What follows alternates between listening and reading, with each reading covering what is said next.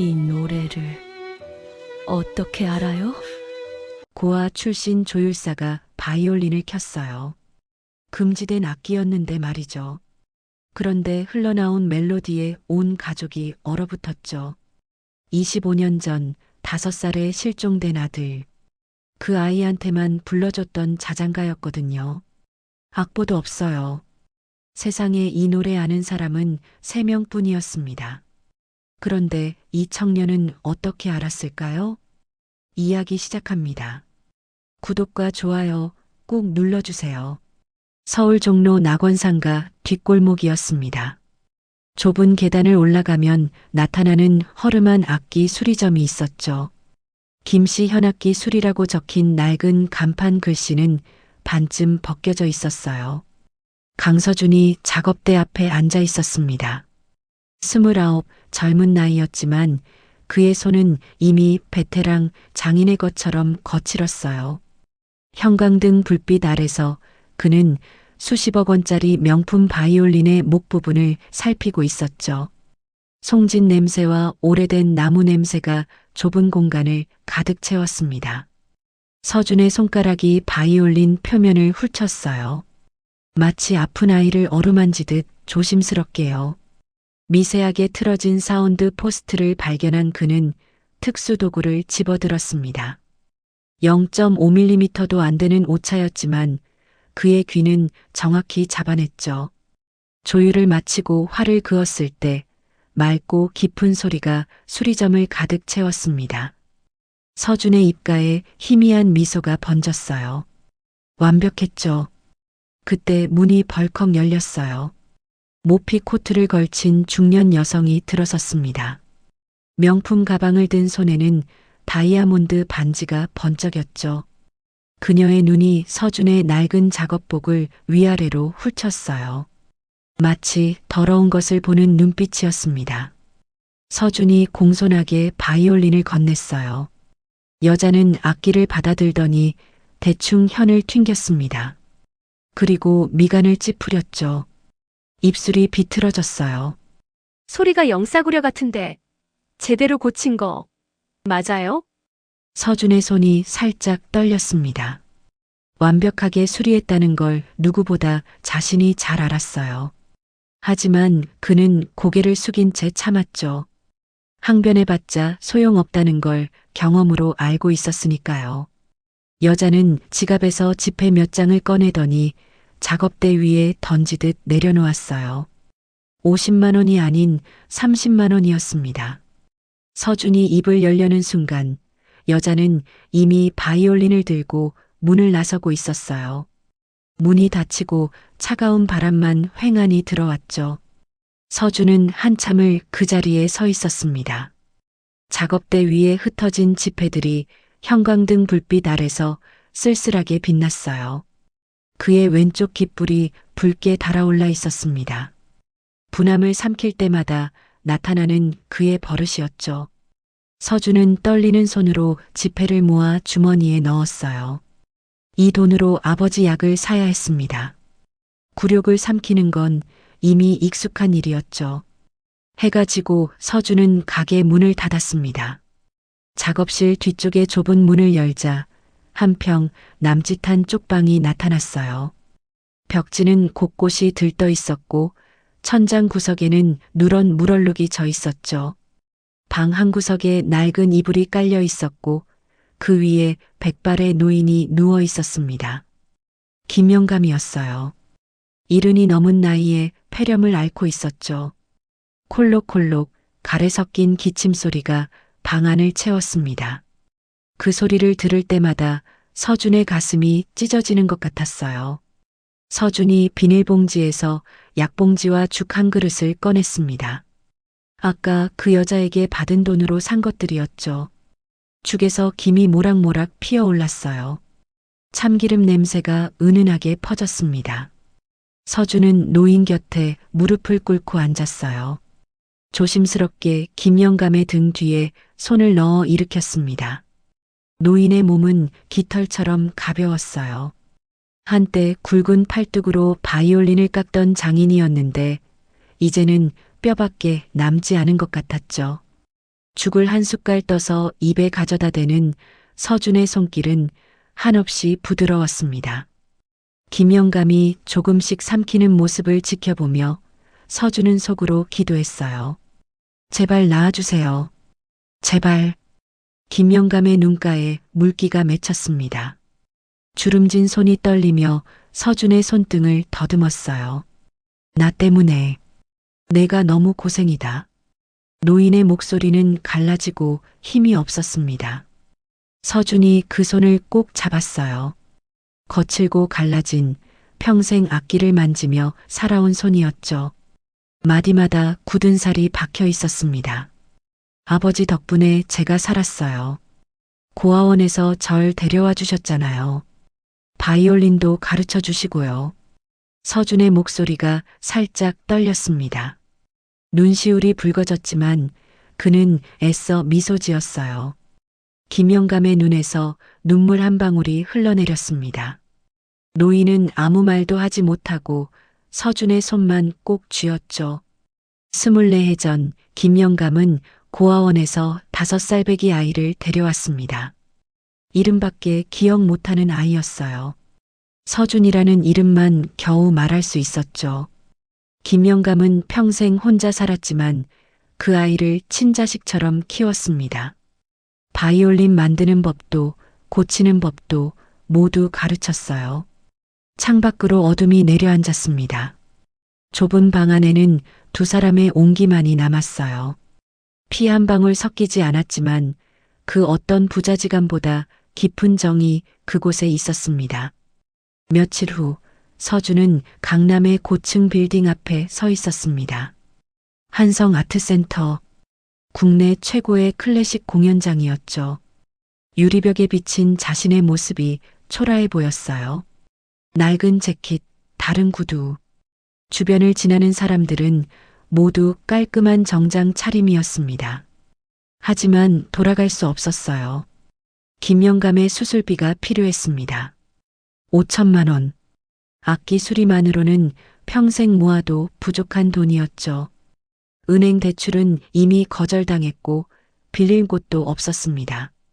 한태산 이사장 자택 전속 악기 관리사 모집, 연봉 협의. 이 공고가 그의 마지막 희망이었어요. 서준은 깊은 숨을 들이쉬고 건물 안으로 들어갔습니다.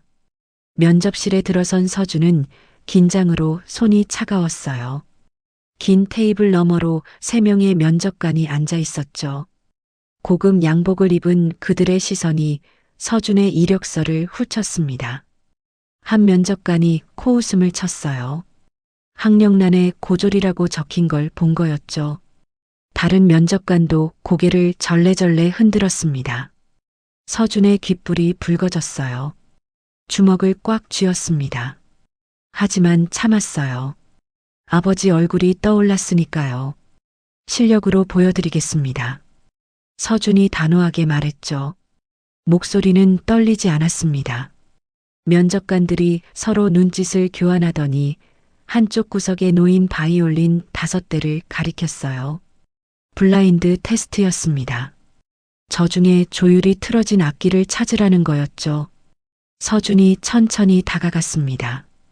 첫 번째 바이올린의 현을 튕겼어요. 맑은 소리가 울렸죠. 두 번째, 세 번째. 그의 눈이 감겼습니다. 오로지 소리에만 집중했어요. 세상의 모든 잡음이 사라지고 오직 현이 공기를 가르는 떨림만 남았습니다. 네 번째 바이올린에서 그의 손가락이 멈췄어요. 눈을 뜨지 않은 채 입을 열었습니다. 이겁니다. 어연이 0.3Hz 낮고 사운드 포스트가 북쪽으로 약 1mm 기울어져 있습니다. 면접실이 조용해졌어요. 면접관들의 표정이 굳었습니다. 서로의 얼굴을 바라봤죠. 정답이었어요. 아니, 정답 이상이었습니다. 기계로도 잡아내기 힘든 오차를 이 청년은 귀로 들은 거였죠. 주임 면접관이 안경을 고쳤으며 이력서를 다시 들여다봤습니다. 잠시 침묵이 흘렀어요. 그리고 짧게 말했죠. 채용이야. 내일부터 출근해. 다음 날 아침 서준은 성북동 깊숙한 곳에 도착했습니다. 높은 담벼락이 끝없이 이어져 있었어요. 회색 돌담 위로 오래된 소나무들이 하늘을 찌를 듯 솟아 있었죠. 담쟁이 덩굴이 벽을 타고 올라가 있었고 그 사이로 날카로운 철조망이 보였습니다. 대문 앞에 섰을 때 서준은 마른 침을 삼켰어요. 저택이라기보다 성에 가까웠습니다. 조선시대 양반가의 위엄과 현대적인 세련미가 묘하게 어우러진 건물이었죠. 정문만 해도 서준이 사는 쪽방보다 컸어요. 초인종을 누르자 철제 대문이 소리 없이 열렸습니다. 자갈을 깐 긴 진입로가 나타났어요. 양옆으로 정원수들이 가지런히 정돈되어 있었죠. 장미 덤불에서는 은은한 향기가 풍겼고 어디선가 분수 소리가 들려왔습니다. 서준이 한 발짝 내디딜 때마다 자갈이 서걱서걱 소리를 냈어요. 그 소리가 유난히 크게 느껴졌습니다. 마치 이곳이 자신을 경계하는 것 같았죠. 걸음을 옮길 때마다 심장이 빠르게 뛰었어요. 현관 앞에 검은 정장을 입은 중년 남자가 서 있었습니다. 집사였어요. 허리가 꼿꼿했고 흰 장갑을 낀 손은 차렷 자세로 붙어 있었죠. 그의 눈빛은 날카로웠지만 표정은 무덤덤했습니다. 집사가 서준을 위아래로 훑어봤어요. 그리고 두꺼운 서류 한 뭉치를 내밀었습니다. 보안 서약서였죠. 수십 페이지에 달하는 분량이었어요. 비밀 유지 조항, 위약금 조항, 해고, 사유 등이 빼곡히 적혀 있었습니다. 이곳에서는 듣는 것도, 보는 것도, 말하는 것도 조심해야 합니다. 집사의 목소리는 낮고 단호했어요. 서준의 등줄기로 차가운 기운이 흘렀습니다. 단순한 경고 이상의 무게가 느껴졌죠. 이 집에는 뭔가 비밀이 있다는 걸 직감했어요. 집사를 따라 계단을 올랐습니다. 대리석 계단은 발소리를 삼켰어요. 2층 복도는 길고 어두웠죠. 두꺼운 커튼이 햇빛을 가리고 있었고 벽에는 오래된 유화들이 걸려 있었습니다. 모두 음악과 관련된 그림들이었어요. 바이올린을 켜는 소년, 피아노 앞에 앉은 여인, 오케스트라의 연주 장면. 복도 끝에 이중문이 있었습니다. 묵직한 참나무 문이었죠. 집사가 열쇠로 문을 열자 서준은 숨을 멈췄어요. 방 안은 작은 박물관 같았습니다. 온도와 습도가 철저히 통제되고 있었죠. 은은한 조명이 공간 전체를 감싸고 있었어요. 벽면에는 각종 현악기들이 진열되어 있었고 한쪽에는 악보와 상장들이 가득했습니다. 오래된 나무와 바니시 냄새가 코끝을 스쳤어요. 하지만 서준의 시선을 사로잡은 건 방 한가운데였습니다. 거대한 유리 진열장이 있었어요. 조명이 은은하게 내부를 비추고 있었죠. 그 안에 바이올린 한 대가 놓여 있었습니다. 서준의 심장이 뛰기 시작했어요. 악기 조율사의 본능이 깨어났죠. 저 바이올린은 보통 것이 아니었습니다. 윤기나는 호박색 바니시, 완벽한 곡선, F홀의 우아한 형태, 스트라디바리우스급 명기라는 걸 한눈에 알 수 있었어요. 수십억 원을 호가하는 악기였죠. 서준은 유리관 앞으로 다가갔습니다. 손을 뻗으면 닿을 거리였어요. 하지만 보이지 않는 벽이 가로막고 있는 느낌이었죠. 가슴 한구석이 이상하게 저렸습니다. 마치 저 악기가 자신을 부르는 것 같았어요. 집사가 낮은 목소리로 말했습니다. 25년 전 이 집에 장남이 쓰던 악기라고요. 어린 나이에 실종됐고 이사장님은 아직도 그 아이를 찾고 계신다고요. 서준의 눈이 바이올린에서 떨어지지 않았습니다. 알 수 없는 끌림이 그를 붙잡고 있었어요. 그때 문이 열렸습니다. 묵직한 발소리가 들렸어요. 단단하고 절제된 리듬이었죠. 서준이 돌아보자 한 남자가 서 있었습니다. 60쯤 되어 보이는 남자였어요. 은발이 섞인 머리카락, 깊게 파인 주름, 그리고 얼음처럼 차가운 눈빛. 검은 양복은 한치의 구김도 없었고 구두는 거울처럼 빛났습니다. 한태산 이사장이었어요. 서준이 급히 허리를 숙였습니다. 심장이 쿵쾅거렸어요. 이사장은 대답 없이 서준을 바라봤죠. 그 시선에서 알 수 없는 감정이 스쳐 지나갔습니다. 놀람인지, 당혹감인지, 아니면 그 이상의 무언가인지. 이사장의 눈이 서준의 얼굴에서 잠시 멈췄어요. 마치 무언가를 찾는 것 같았죠. 그러다 이내 시선을 거두었습니다. 입술이 굳게 다물어져 있었어요. 이사장이 유리 진열장을 가리켰습니다. 목소리는 낮고 무거웠어요. 다른 건 다 건드려도 좋다. 하지만 저 바이올린은 절대 손대지 마라. 내 아들의 영혼이 들어있는 물건이다. 서준의 등에서 식은땀이 흘렀습니다. 이사장의 눈빛에는 경고 이상의 것이 담겨 있었어요. 슬픔인지 집착인지 아니면 둘 다인지 알 수 없었죠. 바로 그 순간이었습니다. 우르릉 쾅. 창밖에서 천둥 소리가 울렸어요. 서준의 얼굴이 하얗게 질렸습니다. 온몸이 굳어버렸죠. 귀를 막으려는 손이 허공에서 멈췄어요. 이사장 앞이었으니까요. 머릿속에서 날카로운 이명이 울리기 시작했습니다. 삐이 하는 소리가 세상을 집어삼킬 것 같았어요. 어릴 때부터 그랬습니다. 천둥 소리만 들으면 머리가 터질 것 같은 고통이 찾아왔죠. 왜 그런지는 자신도 몰랐어요. 서준의 왼쪽 귓불이 붉게 달아올랐습니다. 심장이 미친 듯이 뛰었어요. 이사장이 서준의 표정을 유심히 살폈습니다. 무언가 말하려다 입을 다물었죠. 가봐. 짧은 한마디였어요. 서준은 떨리는 다리로 방을 나섰습니다. 저녁이 되어 서준은 저택 한쪽의 작은 숙소에 짐을 풀었습니다. 방은 깨끗했지만 쓸쓸했어요. 하얀 벽지, 간소한 침대, 작은 책상. 창밖으로 비가 추적추적 내리기 시작했죠. 서준은 창가에 서서 빗방울이 유리창을 타고 흐르는 것을 바라봤습니다. 또르르, 또르르. 물방울들이 불규칙하게 흘러내렸어요.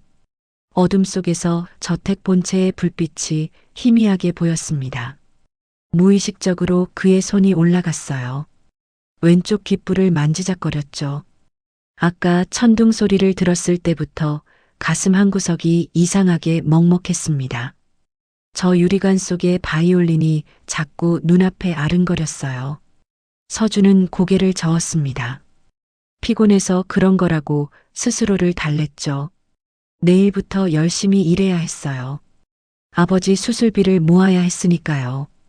같은 시각 저택 본체 거실에서도 누군가 창밖을 보고 있었습니다. 한지수였어요. 28배 젊은 첼리스트. 이 집의 딸이었죠. 긴 머리카락이 어깨 위로 흘러내렸고 하얀 원피스 자락이 바람에 살짝 흔들렸습니다. 그녀 역시 빗소리를 들으며 창가에 서 있었어요. 무의식적으로 그녀의 손이 올라갔습니다. 왼쪽 귓불을 만지작거렸죠. 붉은 기가 살짝 돌았어요. 두 사람은 서로의 존재도 모른 채 똑같은 자세로 똑같은 밤을 보내고 있었습니다. 빗소리가 저택 전체를 감쌌어요. 마치 무언가 시작되려는 것처럼 운명의 실이 천천히 엮이기 시작했습니다. 저택 1층 동쪽 끝에 레슨실이 있었습니다. 방음 처리가 완벽하게 된 공간이었죠. 벽면에는 악보장이 빼곡히 들어서 있었고 한쪽에는 그랜드 피아노가 놓여 있었어요. 창문으로 들어오는 아침 햇살이 먼지 입자들 사이로 비스듬히 내리꽂혔습니다. 한지수가 첼로 앞에 앉아 있었어요. 콩쿠르를 일주일 앞두고 있었죠. 그녀의 이마에는 땀이 송글송글 맺혀 있었고 입술은 굳게 다물어져 있었습니다. 화를 그을 때마다 미간이 찌푸려졌어요. 소리가 마음에 들지 않았습니다. 분명 어제까지는 괜찮았는데 오늘따라 첼로가 말을 듣지 않았어요. 고음에서 미세하게 갈라지는 느낌이 있었죠. 지수는 화를 내려놓고 한숨을 쉬었습니다. 손가락으로 관자놀이를 눌렀어요. 그때 문이 조용히 열렸습니다. 서준이 들어섰어요.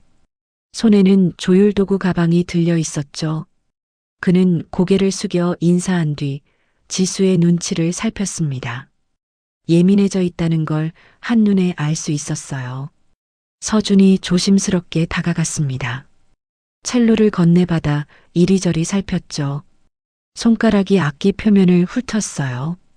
브리지 위치, 현의 장력, 사운드 포스트 상태. 그의 눈이 잠시 감겼습니다. 오로지 손끝의 감각에만 집중했죠. 잠시 후 서준이 도구를 꺼내 브리지 위치를 0.5mm 정도 조정했어요. 그리고 현의 장력을 미세하게 높였습니다. 단 몇 분 만의 작업이었죠. 첼로를 돌려받은 지수가 반신반의하며 화를 그었습니다. 맑고 깊은 소리가 레슨실을 가득 채웠어요. 아까와는 완전히 다른 울림이었죠. 지수의 눈이 커졌습니다. 서준을 돌아봤어요. 이 사람이 대체 뭘 한 거지? 놀라움과 의문이 뒤섞인 눈빛이었습니다. 서준은 묵묵히 도구를 챙겨 방을 나섰어요. 문이 닫히고 지수는 한참 동안 그 자리에 앉아 있었습니다.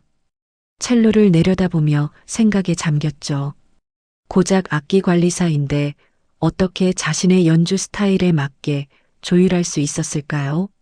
서준이 나간 뒤 지수는 다시 연습을 시작하려 했습니다. 활을 들기 전 습관처럼 송진을 꺼냈어요. 작은 나무 상자 안에 들어있는 호박색 송진이었죠. 지수의 손가락이 송진 표면을 문질렀습니다. 그리고 특이한 동작을 했어요. 검지, 중지, 약지를 순서대로 3번 비볐죠. 톡, 톡, 톡. 일정한 리듬이었습니다. 어릴 때부터 해온 버릇이었어요. 왜 그러는지는 자신도 몰랐죠. 그냥 그래야만 마음이 편했습니다. 그때 문이 다시 열렸어요. 서준이 들어섰습니다. 도구 가방 하나를 두고 간 거였죠. 그는 조용히 방 한쪽으로 걸어가 가방을 집어들었어요. 돌아나가려던 서준의 시선이 지수의 손에 멈췄습니다. 그녀가 송진을 문지르고 있었어요. 검지, 중지, 약지. 3번. 서준의 눈이 커졌습니다. 무의식적으로 그의 손이 움직였어요. 주머니에서 자신의 송진을 꺼냈죠. 그리고 똑같은 동작을 했습니다. 검지, 중지, 약지. 3번. 톡, 톡, 톡. 서준이 혼잣말을 했어요. 송진이 좀 뻑뻑하네요. 지수가 그 모습을 봤습니다. 동작이 얼어붙었어요. 심장이 덜컥 내려앉는 느낌이었죠. 자신과 똑같은 버릇, 똑같은 리듬, 똑같은 순서. 지수의 목소리가 떨렸습니다. 당신 그 버릇 어디서 배웠어요? 서준이 고개를 들었어요. 지수의 표정을 보고 당황했습니다. 왜 그러는지 이해할 수 없었죠. 버릇이요? 그냥 어릴 때부터 이랬는데요. 지수는 아무 말도 하지 못했습니다. 서준을 뚫어지게 쳐다봤어요. 가슴이 이상하게 뛰었죠. 설명할 수 없는 감정이 밀려왔습니다. 서준은 어색하게 고개를 숙이고 방을 나섰어요. 문이 닫히고 지수는 자신의 손을 내려다봤습니다.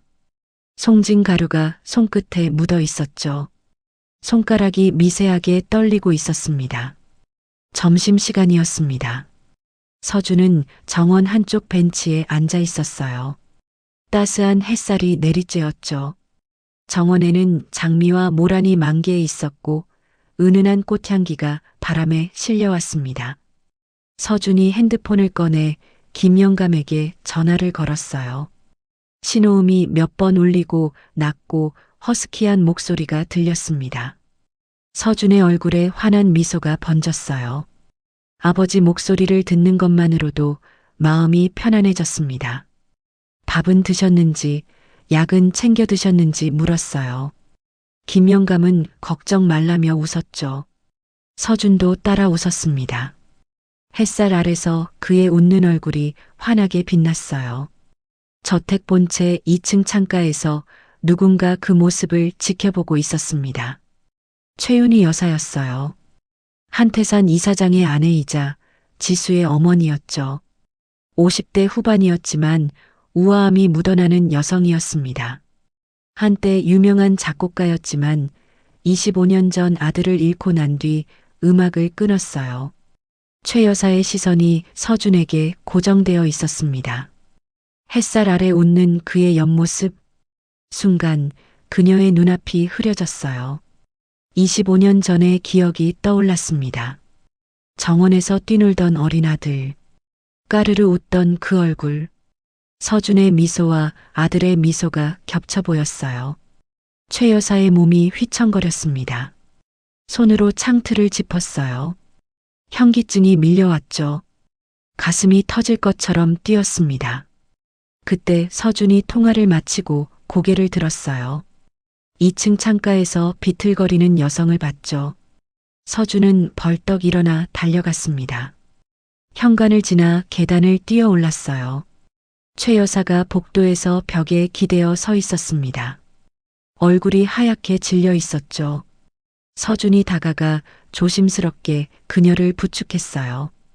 괜찮으십니까, 사모님? 최 여사가 서준의 얼굴을 올려다봤습니다. 가까이서 보니 더 닮았어요. 눈매, 코에 선, 웃을 때 올라가는 입꼬리. 그녀의 눈에 눈물이 고였습니다. 서준은 영문을 몰랐어요. 왜 이분이 자신을 보며 우는지 이해할 수 없었죠. 그저 걱정스러운 눈으로 바라볼 뿐이었습니다. 최 여사가 떨리는 손으로 서준의 팔을 잡았어요. 따뜻한 체온이 전해졌습니다. 그녀는 한참을 그렇게 서준을 바라보다가 고개를 돌렸어요. 괜찮아요. 잠깐 어지러웠을 뿐이에요. 목소리가 떨리고 있었습니다. 해가 지고 저택의 조명이 켜졌습니다. 서준은 2층 메인홀의 악기들을 점검하고 1층으로 내려오고 있었어요. 복도에는 고급스러운 카펫이 깔려 있었고 벽에는 가족 초상화들이 걸려 있었죠. 현관에서 발소리가 들렸습니다. 묵직하고 단호한 발소리였어요. 한태산 이사장이 퇴근해서 들어오는 거였죠. 서준은 복도 한쪽에 서서 고개를 숙였습니다. 이사장이 지나갔어요. 서준을 보지도 않았습니다. 마치 그곳에 아무도 없는 것처럼 투명 인간 취급이었죠. 서준은 익숙했습니다. 이런 대우에는 오래전부터 익숙해져 있었어요. 하지만 서준의 귀가 무언가를 잡아냈습니다. 이사장의 발소리에서 미세한 불균형이 느껴졌어요. 오른쪽 발을 디딜 때마다 약간씩 무게 중심이 흔들렸죠. 발목에 문제가 있다는 신호였습니다. 서준은 잠시 망설였어요. 말을 걸어도 되는 걸까? 무시당할 게 뻔했죠. 하지만 그냥 지나칠 수가 없었습니다. 서준이 이사장의 뒤를 따라갔어요. 이사장님. 이사장이 멈췄습니다. 돌아보지는 않았어요. 서준이 주머니에서 파스를 꺼냈습니다. 항상 가지고 다니는 거였죠. 김영감을 위해 준비해 둔 건데 하나쯤은 괜찮았어요. 오른쪽 발목이 불편해 보이십니다. 이거라도 붙이시면 좀 나으실 겁니다. 이사장이 천천히 돌아봤습니다. 차가운 눈으로 서준을 내려다봤어요.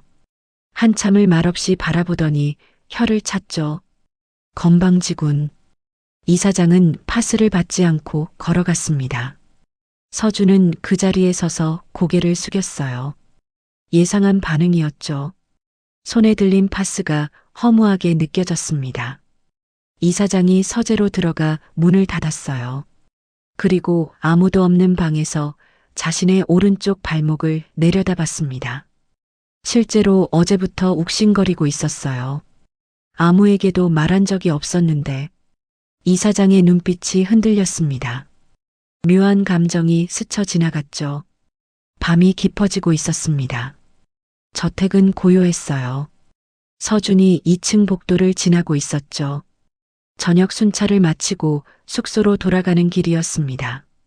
그때 지수의 방문이 열렸어요. 지수가 나왔습니다. 잠옷 위에 가디건을 걸친 차림이었죠.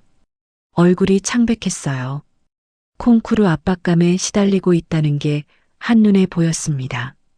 뜬 눈으로 밤을 새운 것 같았죠. 두 사람이 마주쳤습니다. 서준이 먼저 고개를 숙였어요. 지수는 서준을 물끄러미 바라봤습니다.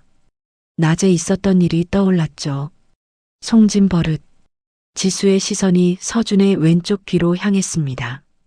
그리고 멈췄어요. 서준의 왼쪽 귓불이 붉게 달아올라 있었습니다. 이사장에게 무시당한 뒤부터 긴장 상태가 풀리지 않았던 거죠. 스트레스를 받으면 나타나는 그의 체질이었습니다. 지수의 얼굴이 굳었어요. 천천히 손을 들어 자신의 왼쪽 귓불을 만졌습니다. 복도 끝에 걸린 거울에 자신의 모습이 비쳤죠. 그녀의 왼쪽 귓불도 붉게 물들어 있었어요. 콩쿠르 긴장 때문이었습니다. 똑같았어요. 서준과 자신. 왼쪽 귓불만 붉어지는 희귀한 체질. 송진을 3번 비비는 버릇. 우연의 일치라고 하기엔 너무 많았습니다. 지수의 심장이 빠르게 뛰기 시작했어요. 서준의 얼굴을 뚫어지게 바라봤습니다. 눈매, 코의 선, 턱 라인. 어딘가 낯이 익었어요. 하지만 어디서 봤는지 떠오르지 않았죠.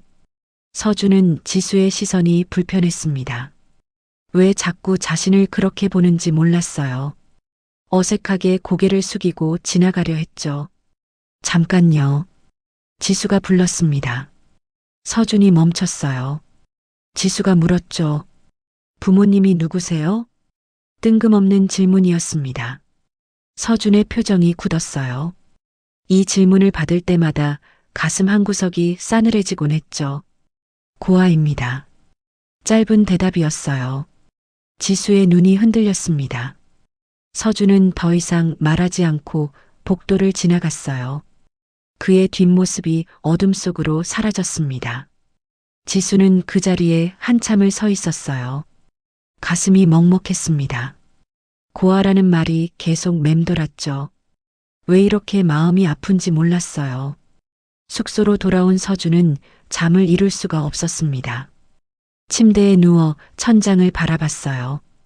어둠 속에서 온갖 생각이 머리를 스쳐 지나갔죠. 낮에 있었던 일들이 떠올랐습니다. 지수와의 송진 버릇, 최 여사의 눈물, 이사장의 차가운 눈빛, 그리고 지수가 던진 질문. 부모님이 누구세요? 서준은 일어나 앉았어요. 창밖으로 달빛이 희미하게 들어왔습니다. 그는 낡은 가방을 열었어요. 가방 깊숙한 곳, 1000조각에 쌓인 무언가를 꺼냈습니다. 낡은 베넷 저고리 조각이었어요.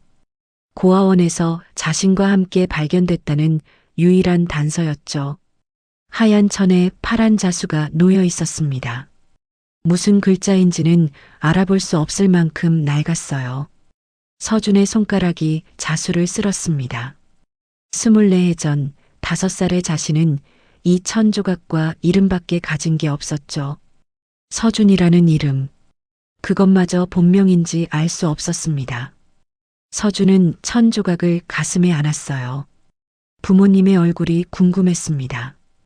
왜 자신을 버렸는지, 아니, 버린 게 맞는지조차 몰랐죠.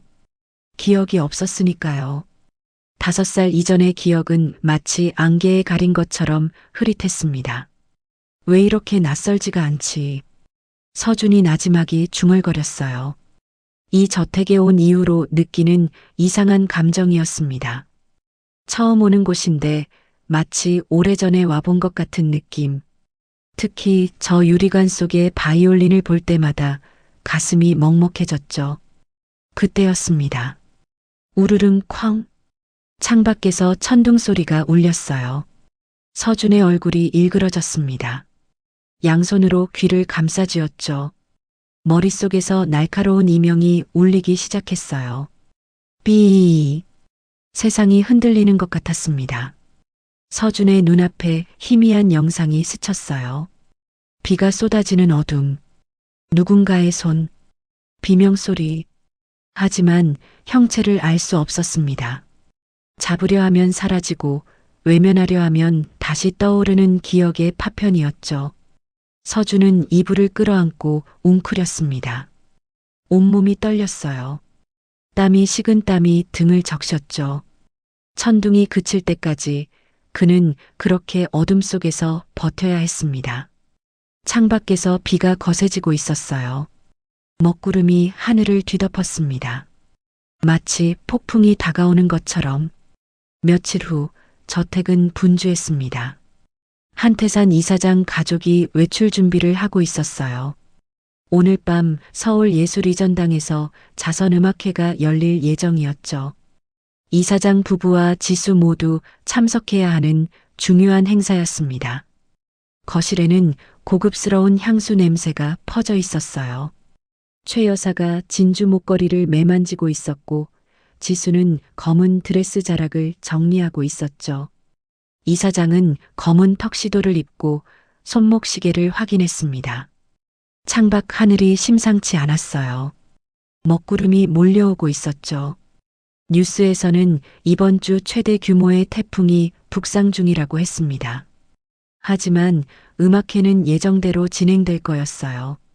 이사장이 집사를 불렀습니다. 서슬 퍼런 눈빛이었죠. 태풍이 온다고 하니 2층 창문 단속 철저히 해. 특히 메인홀. 그리고 이사장의 목소리가 낮아졌어요. 바이올린 근처엔 아무도 얼씬 못하게 해. 집사가 고개를 숙였습니다.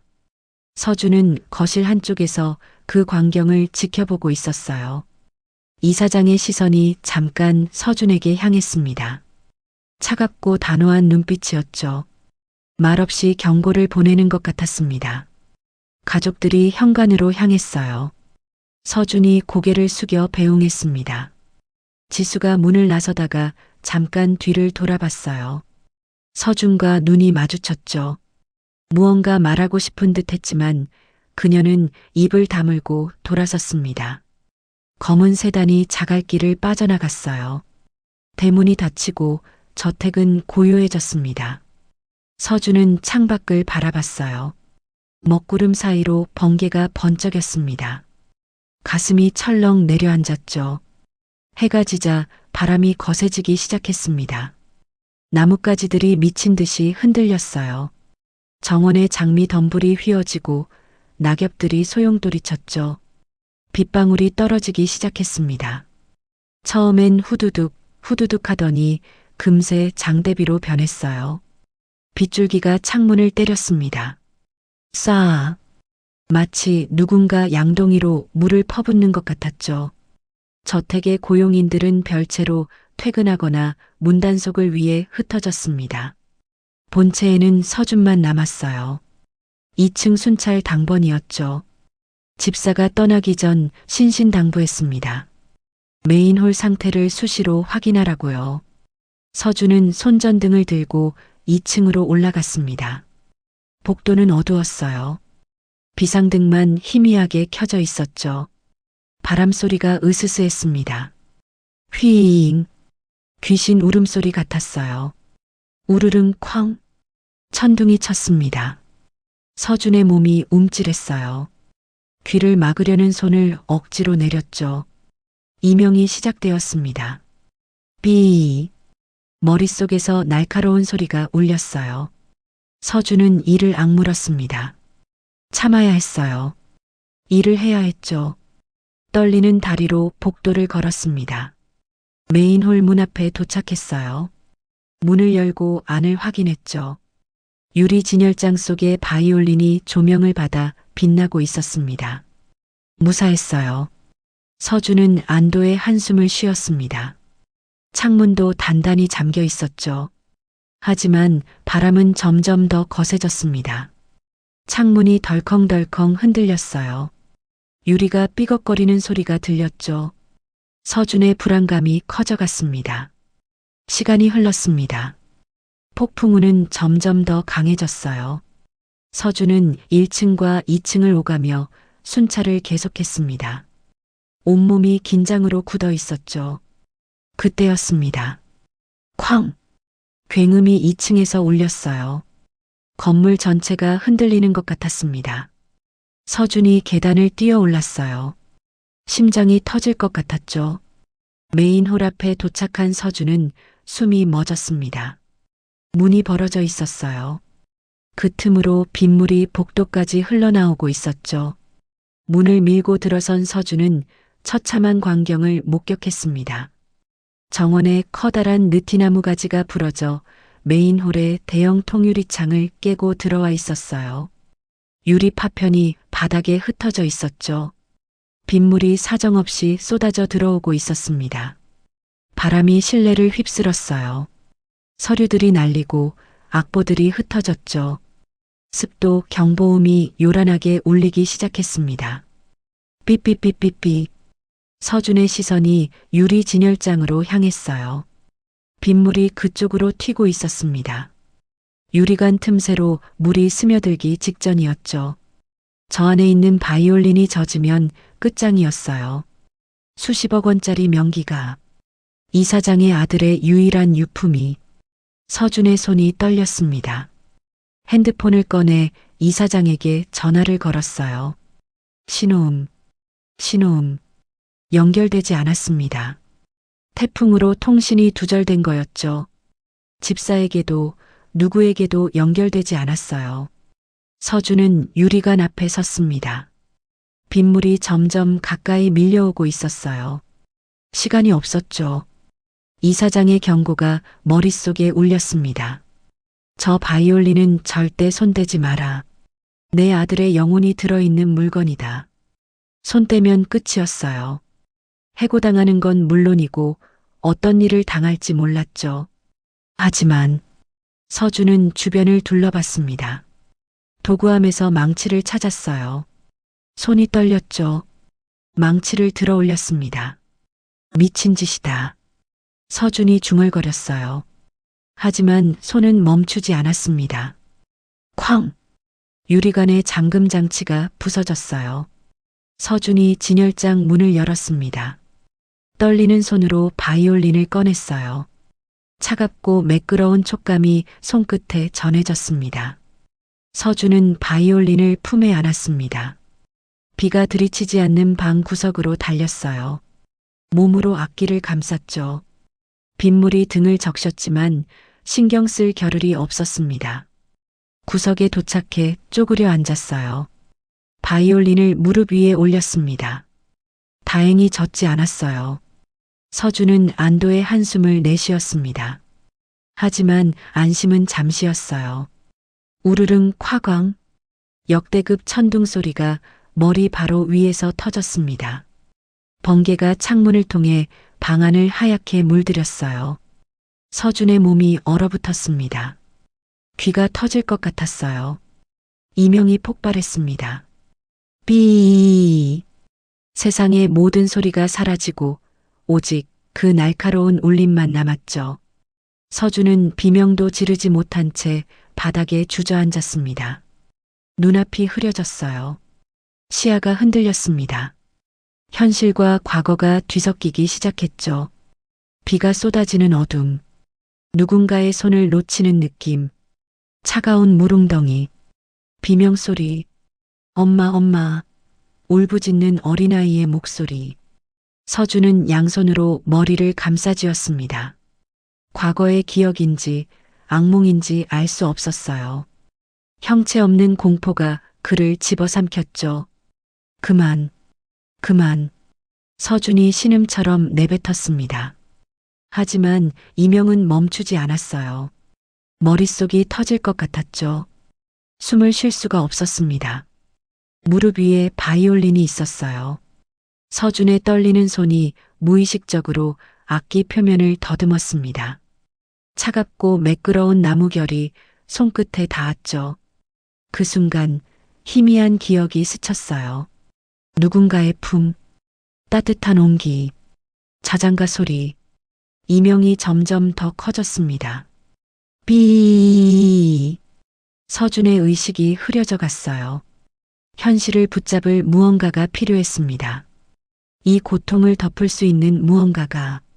서준의 손이 바이올린 케이스 옆에 놓인 활을 집었습니다. 언제 케이스를 열었는지도 몰랐어요. 그냥 손이 저절로 움직였죠. 떨리는 손으로 바이올린을 들어 올렸습니다. 턱 아래에 악기를 괴었어요. 익숙한 자세였습니다. 한 번도 바이올린을 켜본 적이 없는데 몸이 기억하고 있었죠. 활이 현에 닿았습니다. 그 순간 세상이 멈췄어요. 이명이 사라졌습니다. 폭풍 소리도 비바람 소리도 멀어졌어요. 서준의 눈빛이 몽롱하게 변했습니다. 공포가 사라지고 기이한 평온함이 찾아왔죠. 손가락이 움직이기 시작했습니다. 누가 가르쳐 준 적 없었어요.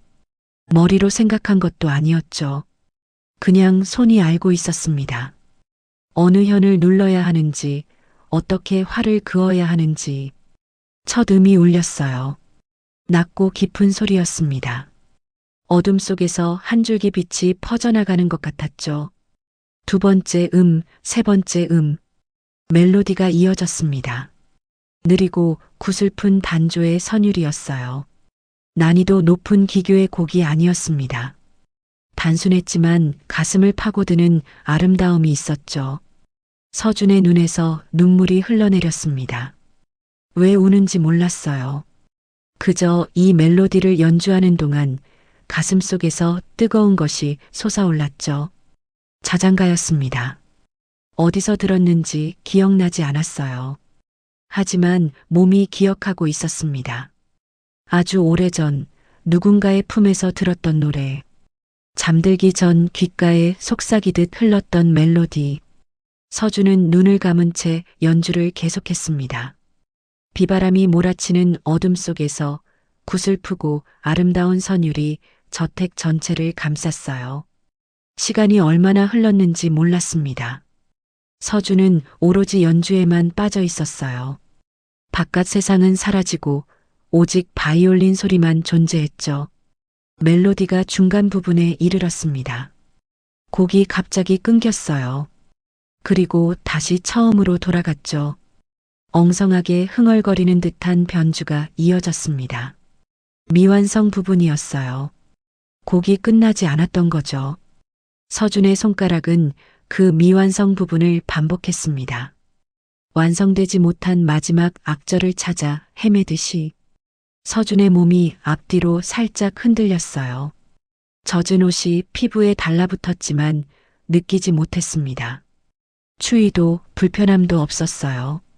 오직 음악만 있었죠. 번개가 다시 번쩍였습니다. 창밖의 폭풍은 여전히 거셌어요. 하지만 서준의 귀에는 들리지 않았습니다. 이명도 사라진 지 오래였죠. 연주가 계속됐습니다. 같은 멜로디가 반복됐어요. 자장가의 선율이 어둠 속을 떠돌았습니다. 그 시각 검은 세단 한 대가 저택 대문을 통과했습니다. 음악회가 태풍으로 취소되어 가족들이 예상보다 일찍 귀가한 거였어요. 차에서 내린 이사장 가족은 흠뻑 젖어 있었습니다. 짧은 거리를 뛰어왔는데도 비가 거셌죠. 현관문을 열고 급히 들어섰어요. 한태산 이사장이 핸드폰을 확인했습니다. 뒤늦게 문자가 와 있었어요. 집사에게서 온 메시지였죠. 2층 메인홀 창문 파손. 긴급 상황. 이사장의 얼굴이 굳었습니다. 계단을 향해 뛰어가려던 찰나 모두의 발걸음이 멈췄어요. 소리가 들렸습니다. 2층에서 흘러내려오는 바이올린 선율이었어요. 빗소리를 뚫고 구슬프고 아름다운 멜로디가 들려왔습니다. 느리고 단순한 곡이었죠. 하지만 가슴을 쥐어짜는 힘이 있었습니다. 최 여사의 얼굴이 하얗게 질렸어요. 손으로 입을 틀어막았습니다. 숨이 멎는 것 같았죠. 그녀의 눈동자가 크게 흔들렸어요. 그 노래를 알고 있었습니다. 25년 전 어린 아들을 재우며 직접 작곡했던 자장가. 세상에 발표한 적 없는 곡이었어요. 오직 이 집안에서만 존재했던 멜로디. 지수도 얼어붙었습니다. 어릴 때 엄마가 흥얼거리던 노래였어요. 악보도 녹음도 없는 기억 속에만 남아있던 곡이었죠. 이사장의 얼굴에서 핏기가 사라졌습니다. 그 역시 그 곡을 알고 있었어요. 잃어버린 아들이 제일 좋아하던 자장가. 세 사람은 홀린 듯 계단을 올랐습니다. 한 걸음 한 걸음. 심장이 터질 것 같았어요. 2층 복도 끝에서 바이올린 소리가 점점 또렷해졌습니다. 메인홀 앞에 도착했어요. 깨진 문틈 사이로 안이 보였습니다. 비바람이 몰아치는 어둠 속 한 남자가 바이올린을 켜고 있었어요. 젖은 옷을 입은 채 눈을 감고 눈물을 흘리며 최 여사의 무릎이 꺾였습니다. 벽에 기대어 간신히 버텼어요. 입술이 파르르 떨렸죠. 목에서 가느다란 신음이 새어나왔습니다. 이 노래는, 그녀의 목소리는 울음에 젖어 끊어졌어요. 지수가 아버지의 팔을 붙잡았습니다. 말을 할 수 없었어요. 심장이 너무 세차게 뛰어서 숨을 쉴 수가 없었죠. 이사장은 아무 말도 하지 못했습니다. 그저 연주하는 서준의 뒷모습을 바라볼 뿐이었어요. 그의 손이 미세하게 떨리고 있었습니다. 바이올린 선율이 복도를 가득 채웠어요. 미완성 자장가가 계속 반복되고 있었습니다. 완성되지 못한 채 25년을 떠돌던 노래가. 세 사람은 계단 위에서 얼어붙어 있었습니다. 누구도 움직이지 못했어요. 2층에서 흘러내려오는 바이올린 선율이 공기를 가득 채웠죠. 최 여사의 다리가 풀렸습니다. 난간을 붙잡고 간신히 버텼어요. 심장이 터질 것 같았죠. 저 노래를 마지막으로 들은 게 언제였던가요? 25년 전이었습니다. 어린 아들을 재우며 흥얼거렸던 밤. 박자가 느리고 단순한 멜로디였어요. 기교를 부리는 곡이 아니었죠. 하지만 그 구슬픈 단조의 선율은 가슴을 후벼 팠습니다. 최 여사의 눈에서 눈물이 흘러내렸어요. 이 곡은 세상에 발표된 적이 없었습니다. 악보로 남긴 적도 없었어요. 오직 그녀의 머릿속에만, 그리고 아들의 기억 속에만 존재했던 노래였죠. 그런데 어떻게 저 사람이. 지수도 숨을 쉴 수가 없었어요. 어릴 때 엄마가 불러주던 노래였습니다. 자신은 악보를 본 적이 없었어요. 그냥 엄마의 목소리로만 기억하고 있었죠. 그런데 지금 저 낯선 남자가 바이올린으로 연주하고 있었습니다. 이사장의 얼굴은 돌처럼 굳어 있었어요. 눈동자만 흔들리고 있었죠. 25년 전 잃어버린 아들이 이 노래를 얼마나 좋아했는지 기억났습니다. 잠들기 전마다 엄마에게 졸랐죠. 자장가 불러주세요, 자장가. 바이올린 소리가 계단을 타고 내려왔어요. 선율이 가족들의 가슴을 파고들었습니다. 최 여사가 떨리는 목소리로 중얼거렸어요. 시우가 좋아하던 노래야. 그 말에 이사장의 몸이 굳었습니다. 지수가 엄마의 팔을 붙잡았어요. 세 사람은 홀린 듯 계단을 올랐습니다. 한 걸음 한 걸음. 발소리조차 내지 않으려는 듯 조심스럽게 2층 복도 끝에 도착했습니다. 메인홀의 문이 반쯤 열려 있었어요. 깨진 틈으로 빗물이 복도까지 흘러나와 있었죠. 발밑이 질퍽거렸습니다. 가족들이 문틈으로 안을 들여다봤어요. 처참한 광경이었습니다. 커다란 나뭇가지가 창문을 깨고 들어와 있었어요. 유리 파편이 바닥에 흩어져 있었고 빗물이 곳곳에 고여 있었죠.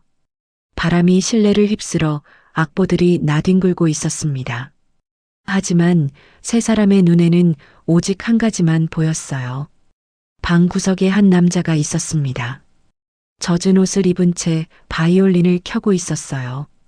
서준이었죠. 그의 눈은 감겨 있었습니다. 초점 없이 허공을 응시하고 있는 것 같기도 했어요. 번개가 번쩍였습니다. 순간적으로 방안이 환하게 밝아졌어요. 서준의 얼굴이 드러났죠. 눈에서 눈물이 흐르고 있었습니다. 볼을 타고 턱 끝으로 떨어지고 있었어요. 하지만 그는 알지 못하는 것 같았습니다. 자신이 울고 있다는 것을. 오로지 연주에만 빠져 있었어요. 손가락이 현 위를 미끄러지고 활이 규칙적으로 움직였죠. 최 여사가 입을 틀어막았어요. 흐느끼는 소리가 손가락 사이로 새어나왔습니다.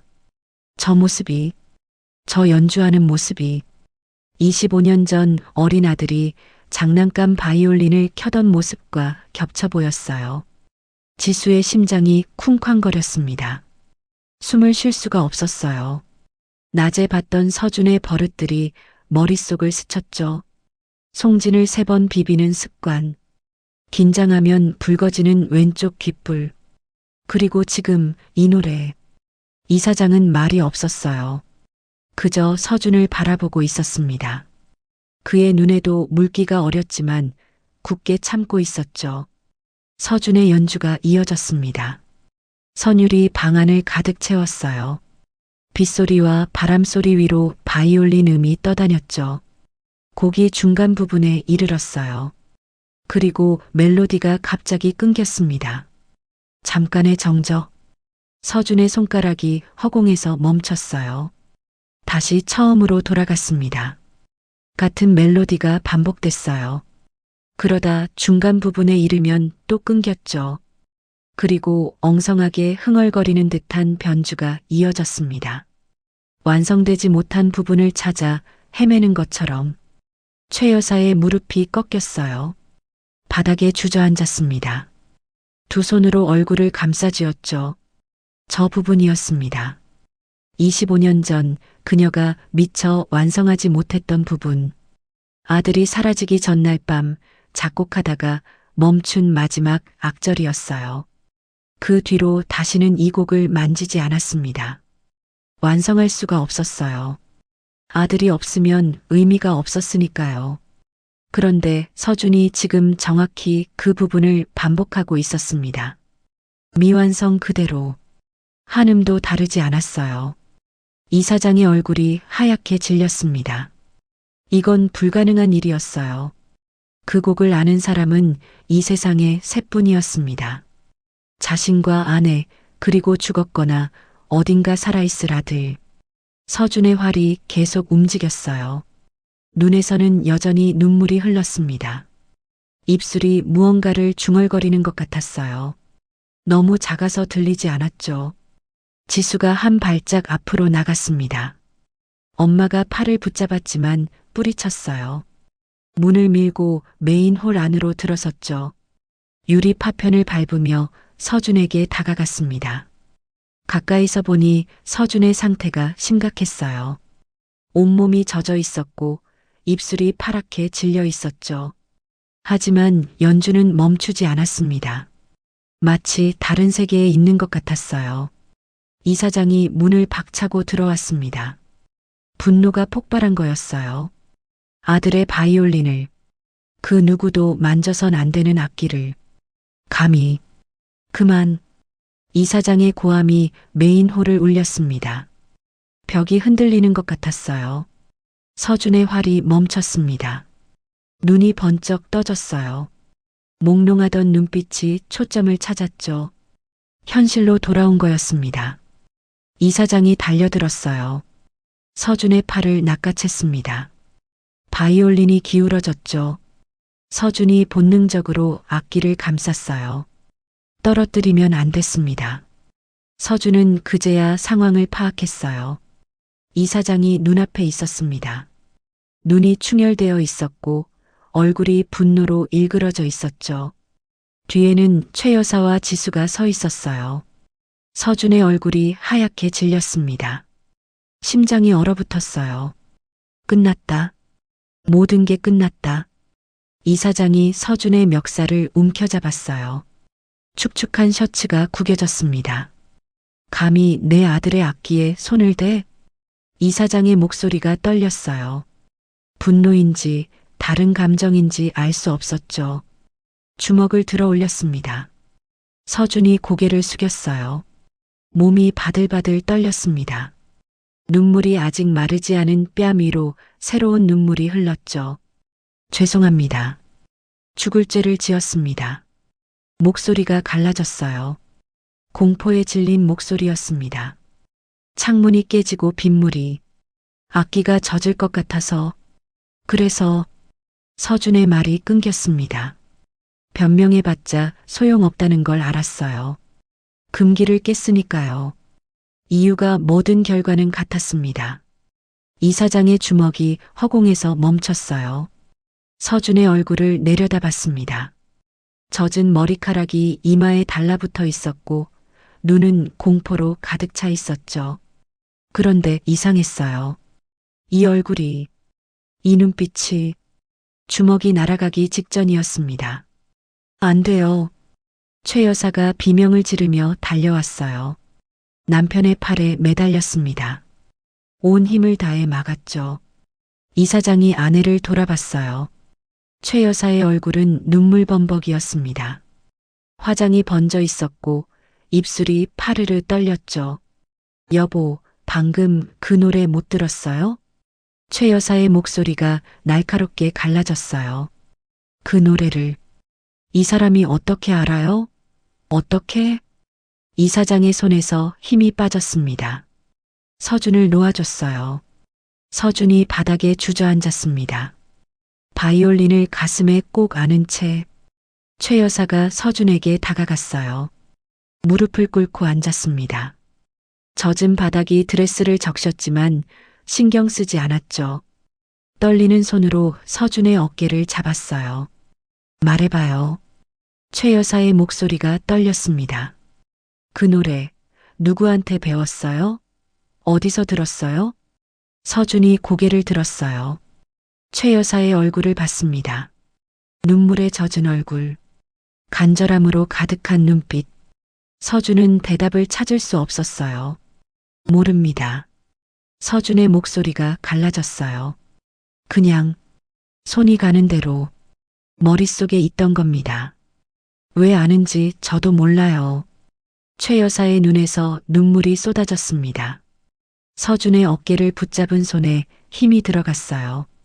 머릿속에 있었다고요? 그 노래가? 네. 아까 천둥이 쳐서 머리가 아파서 이걸 막으려고 그냥 연주했는데 서준의 말이 뒤죽박죽이었어요. 자신도 설명할 수 없었으니까요. 왜 손이 그 멜로디를 알고 있었는지, 왜 눈물이 났는지, 왜 연주하는 동안 마음이 그렇게 아팠는지.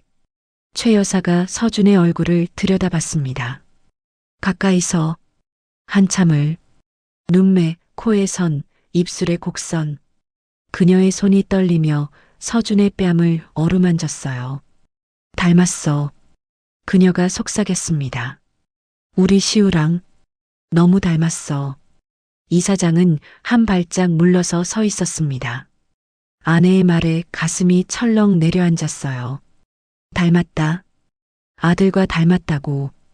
그의 시선이 바닥에 떨어진 활로 향했습니다. 서준이 악기를 보호하려다 놓친 거였어요. 이사장이 몸을 숙여 활을 집어들었죠. 그때 서준이 본능적으로 손을 뻗었습니다. 조심하세요. 활이 상할 수 있어요. 서준의 손이 활을 받아들었어요. 무의식적인 행동이었습니다. 악기 조율사의 본능이었죠. 이사장이 얼어붙었습니다. 서준이 활을 쥐는 방식, 새끼손가락을 살짝 펴고 검지를 깊게 넣는 독특한 그립. 이사장의 눈이 커졌어요. 저건 자신의 방식이었습니다. 한태산 이사장만의 독특한 보잉 습관.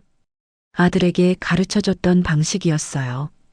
다른 바이올리니스트들은 쓰지 않는 특이한 그립이었죠. 이사장의 시선이 서준의 손에서 얼굴로 천천히 이동했습니다. 젖은 머리카락, 창백한 피부, 그리고 저 눈빛. 25년 전의 기억이 떠올랐어요. 어린 아들에게 바이올린 쥐는 법을 가르쳐주던 날. 작은 손가락이 활을 잡던 모습, 자신의 손을 따라 했던 그 아이. 이사장의 손이 떨리기 시작했습니다. 무릎에 힘이 풀렸어요. 하지만 간신히 버텼죠. 지수가 아버지에게 다가왔습니다. 그녀도 봤어요. 서준이 화를 쥐는 방식을. 아버지와 똑같았죠. 자신도 그렇게 배웠으니까요. 아빠. 지수의 목소리가 떨렸습니다. 저 사람. 아빠랑 똑같이 화를 잡아요. 이사장은 대답하지 않았어요. 아니, 대답할 수 없었습니다. 목이 막혀서 소리가 나오지 않았죠. 번개가 다시 번쩍였습니다. 콱광? 천둥 소리가 뒤따랐어요. 창문으로 들이치던 비바람이 조금씩 잦아들고 있었습니다. 번개빛이 방 안을 환하게 비췄어요. 서준의 얼굴이 선명하게 드러났습니다. 그 순간 최 여사와 이사장의 눈에 환영이 겹쳐 보였어요. 25년 전의 아들, 5살 시우의 얼굴, 까르르 웃던 그 미소, 바이올린을 안고 있던 작은 손, 서준의 얼굴과 아들의 얼굴이 오버랩됐습니다. 눈매가 같았어요. 웃지 않을 때 살짝 처지는 눈꼬리, 코의 선도, 턱의 곡선도. 최 여사가 흐느꼈습니다. 손으로 입을 막고 울음을 참으려 했지만 소용없었어요. 어깨가 들썩였죠. 지수는 말을 잃었습니다. 그녀의 뇌리에도 어린 시절 오빠의 얼굴이 스쳤어요. 희미하게밖에 기억나지 않았지만 분명 저 눈매였습니다. 이사장이 한 걸음 앞으로 나왔어요. 서준 앞에 섰습니다. 서준은 여전히 바닥에 앉아 있었어요. 고개를 들어 이사장을 올려다봤죠. 이사장의 입술이 떨렸습니다. 말을 꺼내기까지 긴 시간이 걸렸어요. 목이 타들어가는 것 같았죠. 자네. 이사장의 목소리가 갈라졌습니다. 생일이 언제인가? 뜬금없는 질문이었어요. 서준은 당황했습니다. 하지만 대답했죠. 5월 3일입니다. 고아원에서 그렇게 정해줬어요. 최 여사가 숨을 멈췄습니다. 5월 3일. 아들이 사라진 날이었어요. 이사장이 다시 물었습니다. 목소리가 더 떨렸어요. 진짜 부모는 누구야? 기억나는 거 없어? 서준은 고개를 저었습니다. 기억이 없어요. 5살 이전은 아무것도요. 고아원에서 깨어났을 때 제 이름밖에 기억 못했어요. 이름이 뭐였는데? 이사장의 목소리가 날카로워졌어요. 온몸이 긴장으로 굳어 있었습니다. 서준이 대답하려고 입을 열었어요. 바로 그 순간 번개가 다시 한번 번쩍였습니다. 콱광? 천둥 소리가 울렸어요. 하지만 이번엔 서준이 귀를 막지 않았습니다. 그의 눈이 이사장을 똑바로 바라보고 있었어요. 서준이요. 서준의 목소리가 메인홀에 울렸습니다. 강서준. 그게 제 이름이었어요. 최 여사가 바닥에 완전히 주저앉았어요. 온몸에 힘이 빠졌습니다. 지수가 달려와 엄마를 부축했죠. 이사장은 움직이지 않았습니다. 서준의 얼굴을 뚫어지게 바라봤어요. 입술이 파르르 떨렸습니다. 서준이라는 이름. 아들의 이름은 시우였어요.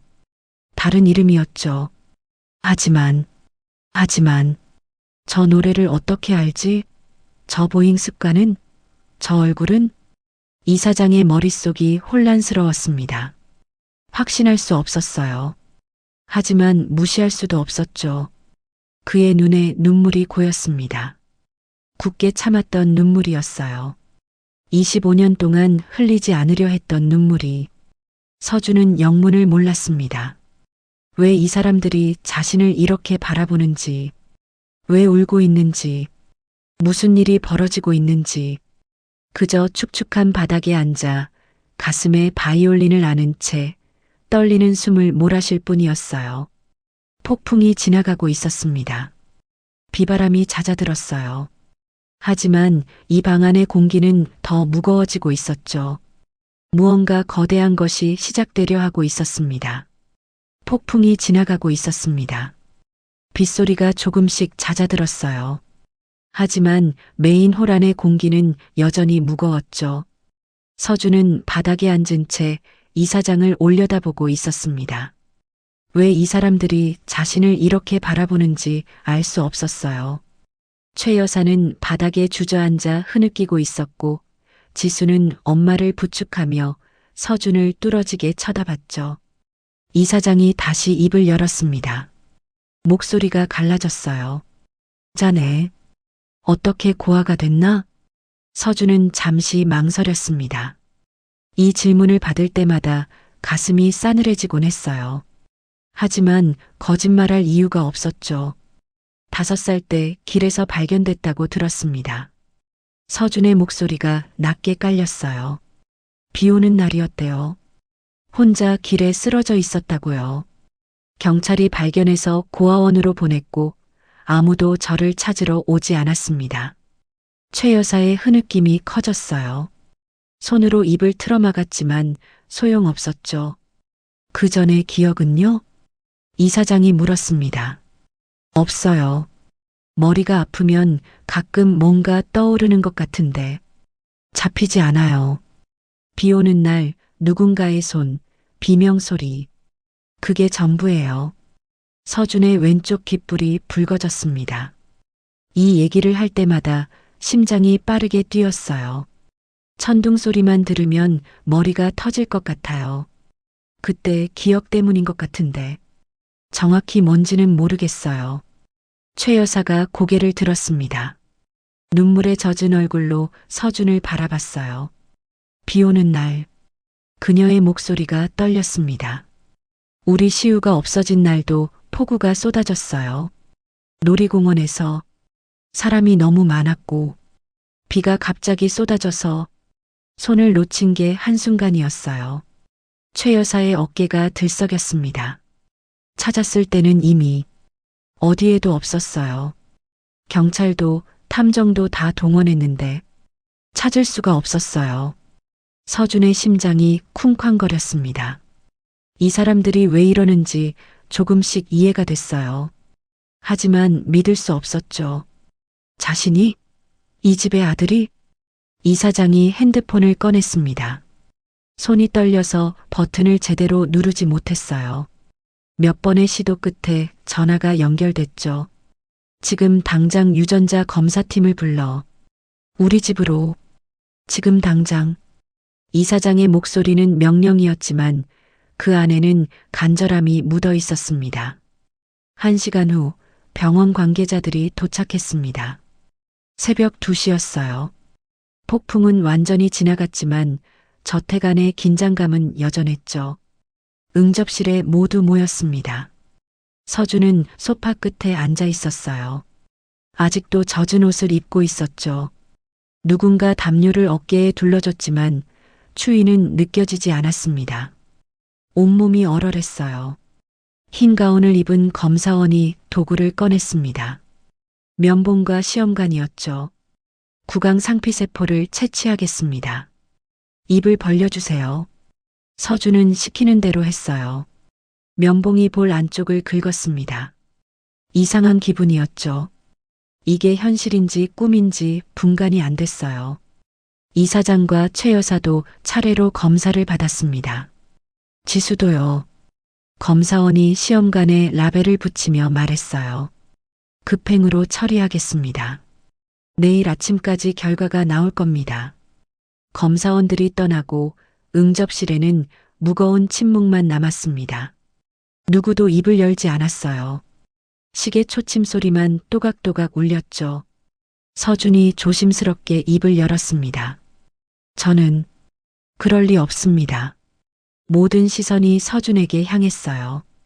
제가 회장님 아들일 리 없어요. 이건 너무 말이 안 돼요. 서준의 목소리가 떨렸습니다. 평생 고아로 살았어요. 부모가 없는 게 당연했죠.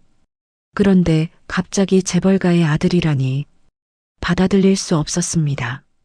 최 여사가 서준에게 다가왔어요. 그의 손을 잡았습니다. 따뜻했어요. 서준은 그 온기에 움찔했죠. 결과가 나오면 알 수 있어요. 최 여사의 목소리는 부드러웠지만 눈빛은 확신에 차 있었습니다. 엄마 마음은 알아요. 당신이 우리 시우라는 걸. 서준은 아무 말도 하지 못했어요. 최 여사의 눈을 똑바로 바라볼 수 없었죠. 고개를 숙였습니다. 검사가 끝나고 서준은 숙소로 돌아왔습니다. 젖은 옷을 갈아입고 침대에 앉았어요. 하지만 잠이 올 리 없었죠. 창밖에는 폭풍이 지나간 흔적이 남아 있었습니다. 부러진 나뭇가지들, 흩어진 낙엽들. 하늘에는 구름 사이로 별이 보이기 시작했어요. 서준은 거울 앞에 섰습니다. 자신의 얼굴을 들여다봤어요. 평범한 얼굴이었죠. 특별할 것 없는. 그런데 이 얼굴이 재벌가의 잃어버린 아들과 닮았다고요? 그의 시선이 왼쪽 귓불로 향했습니다. 아직도 살짝 붉었어요. 지수도 똑같았죠. 긴장하면 왼쪽 귓불만 붉어지는 체질. 송진을 3번 비비는 버릇. 화를 잡는 방식. 그리고 저 노래. 서준의 손이 떨렸습니다. 이게 다 우연일까요? 아니면 정말로. 핸드폰을 꺼냈어요. 김영감에게 전화를 걸려다 멈췄습니다. 새벽 3시였죠. 아픈 분을 깨울 수 없었어요. 서준은 침대에 누웠습니다. 천장을 바라봤어요. 온갖 생각이 머릿속을 스쳐 지나갔죠. 만약 정말로 이 집의 아들이라면, 그러면 어떻게 되는 거지? 김영감은 24년간 아버지로 모셨던 분은? 서준의 눈에 눈물이 고였습니다. 기대감과 두려움이 뒤섞여 가슴이 터질 것 같았어요. 정말 내가 가족이 있는 걸까? 서준이 나지막이 중얼거렸습니다. 그 질문은 어둠 속으로 사라졌어요. 아무도 대답해주지 않았죠. 창밖에서 새벽바람이 불었습니다. 긴 밤이었어요. 아침 햇살이 창문을 통해 쏟아져 들어왔습니다. 폭풍이 지나간 뒤에 하늘은 유난히 맑았어요. 이사장의 집무실에 가족들이 모여 있었습니다. 한태산 이사장, 최윤희 여사, 한지수. 3사람 모두 밤새 잠을 이루지 못한 얼굴이었어요. 눈 밑에 그림자가 졌고 입술이 바싹 말라 있었죠.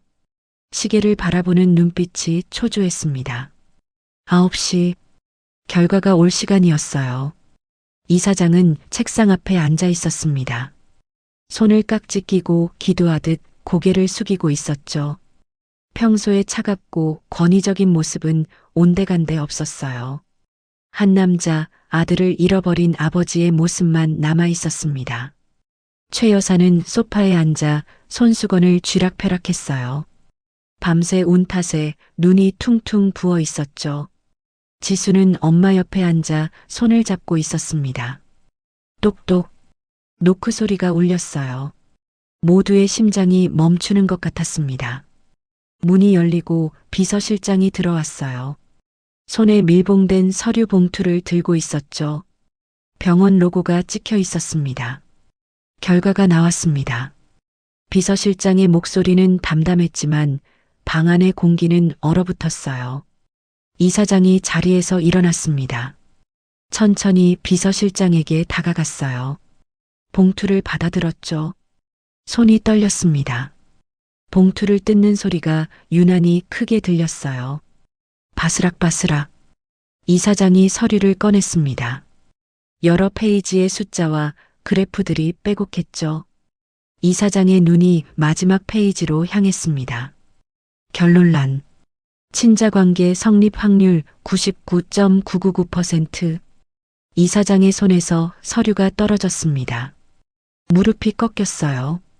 책상에 엎드려 어깨가 들썩였습니다. 소리 없는 통곡이었죠. 최 여사가 달려왔어요. 바닥에 떨어진 서류를 집어들었습니다. 숫자를 확인했죠.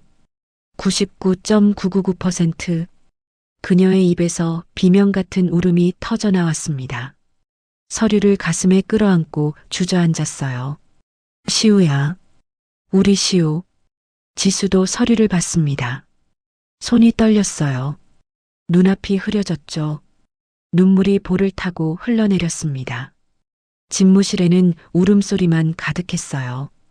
25년의 한이 터져나오고 있었습니다. 서준은 거실에서 기다리고 있었습니다. 아침 일찍 호출을 받았어요. 해고 통보를 받을 거라고 생각했죠. 어젯밤 금기를 깼으니까요. 이사장의 분노에 찬 얼굴이 떠올랐습니다. 고개를 숙이고 소파에 앉아 있었어요. 손을 무릎 위에 가지런히 올려놓았죠. 심장이 빠르게 뛰었습니다. 발소리가 들렸어요. 여러 명이 내려오는 소리였죠. 서준은 고개를 더 숙였습니다. 이제 끝이구나. 마음을 비웠어요. 하지만 이상했습니다. 분위기가 달랐어요. 무거웠지만 분노의 기운이 아니었죠. 서준이 고개를 들었습니다. 그리고 얼어붙었어요. 최 여사가 맨발로 달려오고 있었습니다. 얼굴이 눈물범벅이었어요. 하지만 웃고 있었죠. 울면서 웃는 형언할 수 없는 표정이었습니다. 최 여사가 서준에게 달려들었어요. 두 팔로 꽉 끌어안았습니다. 따뜻한 품이었죠. 향수 냄새가 났어요. 부드럽고 달콤한. 시우야. 최 여사의 목소리가 떨렸습니다. 내 아들 시우야. 서준은 숨을 쉴 수 없었어요. 시우? 뭐라고요? 사모님, 저는 엄마라고 불러. 최 여사가 서준의 얼굴을 두 손으로 감쌌어요. 눈물에 젖은 눈으로 바라봤죠. 이제 엄마라고 불러도 돼. 내가 우리 아들이야. 검사 결과가 나왔어. 99.999%야. 서준의 머릿속이 하얘졌습니다. 99.999%? 자신이? 정말로? 지수가 다가왔어요. 눈물을 흘리며 웃고 있었습니다. 오빠. 지수의 목소리가 떨렸어요. 진짜 오빠였어. 내 느낌이 맞았어. 서준은 아무 말도 할 수 없었습니다. 현실감이 없었어요. 꿈을 꾸는 것 같았죠. 하지만 품에 안긴 온기는 진짜였습니다. 최 여사의 따뜻한 체온, 눈물에 젖은 뺨이 자신의 어깨에 닿는 느낌, 지수가 잡은 손의 떨림, 서준의 눈에서 눈물이 흘러내렸습니다. 참으려 했지만 참을 수 없었어요. 가슴 밑바닥에서 뜨거운 것이 치밀어 올랐죠. 24년 동안 부모가 없는 줄 알았습니다. 버림받은 줄 알았어요. 아무도 자신을 찾지 않는다고 생각했죠. 하지만 아니었습니다. 부모님이 있었어요. 자신을 찾고 있었죠. 24년 동안 기다리고 있었습니다. 서준의 어깨가 들썩였어요. 소리 없이 울었습니다. 최 여사가 더 꽉 안아줬죠. 울어도 돼. 실컷 울어. 한참을 울고 난 뒤 가족들이 소파에 둘러앉았습니다. 이사장이 서준의 맞은편에 앉았어요. 그의 눈도 붉어져 있었죠. 평소의 차가운 모습은 없었습니다. 이사장이 서준의 손을 두 손으로 잡았어요. 거칠고 갈라진 손이었죠. 악기를 수리하며 생긴 굳은 살이 박혀 있었습니다. 이사장의 엄지가 그 굳은 살을 어루만졌어요. 입술이 떨렸습니다. 못 알아봐서 미안하다. 이사장의 목소리가 갈라졌어요. 내가 그 고생을 하는 동안 나는 아무것도 몰랐다. 서준은 고개를 저었습니다. 괜찮습니다. 저는 행복했어요. 서준의 목소리도 떨렸어요. 키워주신 분이 계세요. 김영감이라고. 고아원에서 저를 데려다 키워주셨어요. 그분 덕분에 바르게 컸습니다. 최 여사가 서준의 손을 잡았어요. 굳은 살 박힌 손을 어루만졌죠. 눈물이 또 흘렀습니다. 고마워요. 그분께. 최 여사의 목소리가 떨렸어요. 내가 해야 할 일을 대신 해주셨네요. 서준은 최 여사의 얼굴을 바라봤습니다. 어머니. 이분이 자신의 어머니였어요. 처음으로 그 단어가 실감났습니다. 지수가 끼어들었어요. 오빠, 그러니까 우리 진짜 쌍둥이야? 서준이 고개를 갸웃했어요. 쌍둥이요? 나랑 오빠 생일이 같아. 5월 3일. 우리 이란성 쌍둥이거든. 서준의 눈이 커졌습니다. 쌍둥이. 그래서 그렇게 많은 게 똑같았던 거였어요. 송진버릇, 귓불, 비 오는 날을 좋아하는 것까지. 그래서 아가씨랑 있으면 그렇게 편했군요. 서준이 나지막이 말했어요. 지수가 웃으며 대답했죠. 이제 아가씨 말고 지수라고 불러. 아니, 동생이라고 불러도 돼. 오후가 됐습니다. 가족들이 메인 홀로 올라왔어요.